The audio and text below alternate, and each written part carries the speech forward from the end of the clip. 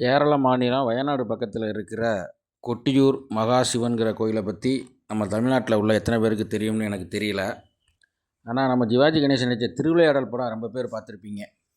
அந்த படத்துக்கும் இந்த கொட்டியூருக்கும் ஒரு நெருங்கிய தொடர்பு உண்டு. அந்த படத்தில் பார்வதியோட அப்பா, அதாவது சிவனோட மாமனார் தக்ஷன் ஒரு யாகம் வளர்ப்பார். அதுக்கு கூட பார்வதியவோ சிவனையோ கூப்பிட மாட்டார்.